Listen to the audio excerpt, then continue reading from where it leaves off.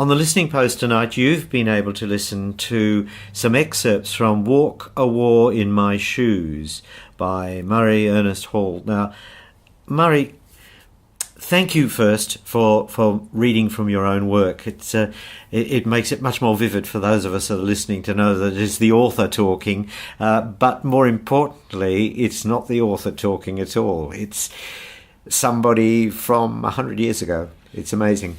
Absolutely correct. So obviously it's written in the first person, and that's because I would suggest to you that 60% of the book is based word for word on the letters that I had that he had written. So that's how most of the story is formatted. If we just go back a fraction in time, what happened after I had found the letters and started to research them, and my interest was growing very rapidly as I looked outside the circle a little bit, and I went to the Australian Archives, and the records that are available through the Australian Archives are absolutely outstanding and available to all of us. And Australia, to their credit, has done a magnificent job of archiving all the World War I records. So I was able to very easily to find the AIF personal file of my great uncle, and it was a 52-page document, and it has his enlistment papers, his medical records, a brief description of where he was working and where he was seconded to, etc. So that in itself I overlaid that over the original letters. It added an enormous amount of solid content to the book.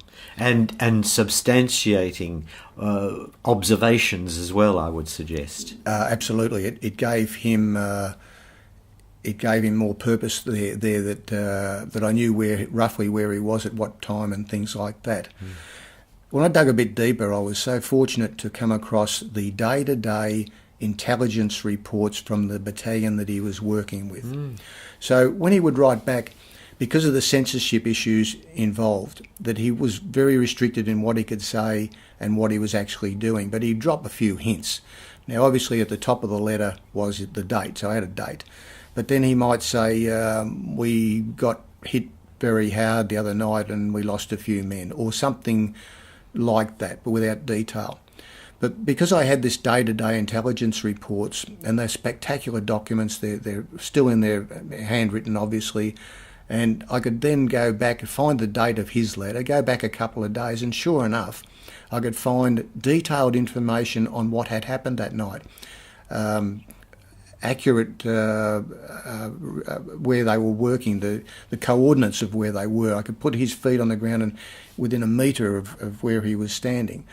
And what unfolded that night, what involved the fight that they'd lost men, who had come over the trench, who had gone out of the trench, etc. So, and that happened on probably 50 or 60 different occasions where I was able to go back to these documents and put his feet on the ground in a particular place and time. The whole sense of detail that substantiates a living human being. Absolutely, and the third set of documents then added more detail as to troop numbers and how many people were killed or were injured or were sent back to rest or whatever the case might be. So the story grew, but it grew very, very well with enormous detail.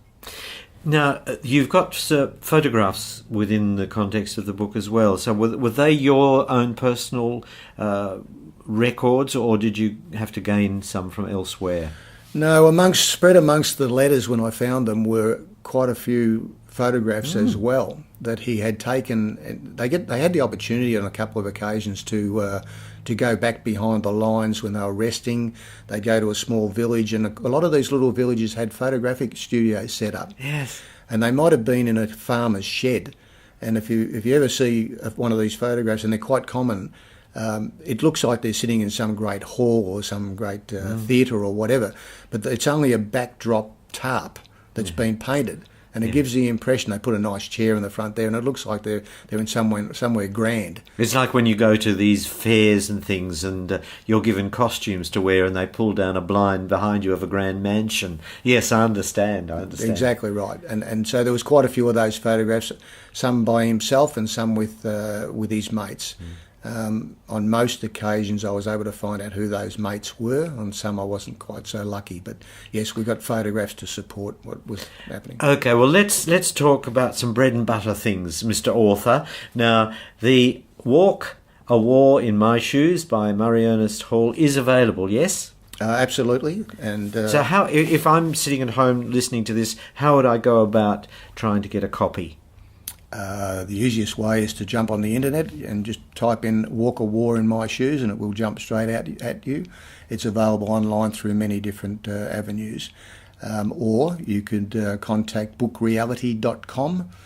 They are the publishers and they are in Western Australia and they have been absolutely magnificent people to work with, and that would be an easy way for you to find the book. Well, we will have that information here in the studio, so if you want to ring in either now or a little later on 93649 888, Richard at the moment will be able to tell you exactly those details because we've got them all here in black and white, and a very reasonable price of the book, which is $19.99. So let's say $20, eh? Yeah, round it down to $20 or round it up to $20 for the paperback. Yep. It's also, I should point out, available in Kindle form. A lot of people now Yes. have gone to the Kindle format, and it's very easily available there as well. Well, all that info, as I say, is here with us on 93649 888.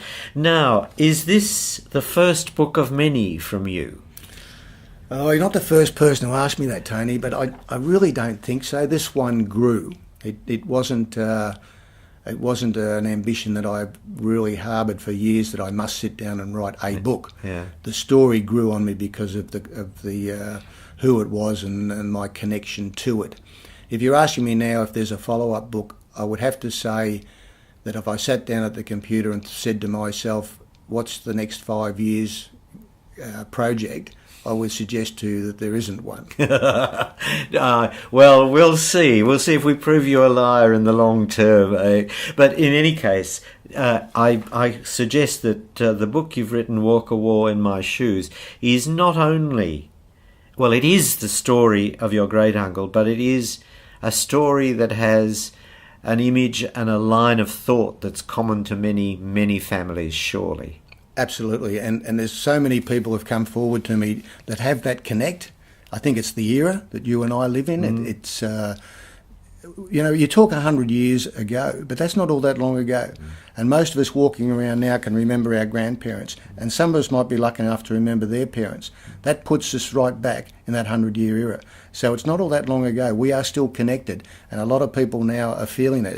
And I think it flows through to other events, like the Anzac Day, how those numbers are growing. And Remembrance Day. Remembrance Day. That people are tripping over themselves now because suddenly they feel a connect, or the connect has regrown in the family. I think a sense of heritage belongs to us all.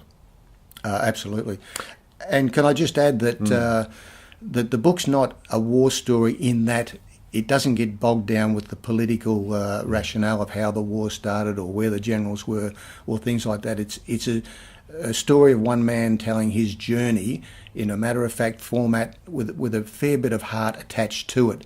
And some of the best reviews that I've had so far have actually come from women. Now, women won't fight you to get to the front counter of a bookshop to buy a war book normally. But the best reviews I've had have come from women that have just loved the story and the connect. Murray, thank you for coming to the Listening Post tonight, and especially for reading from the book. And I wish you well and say thank you indeed. Thanks, Tony. Thanks for having me.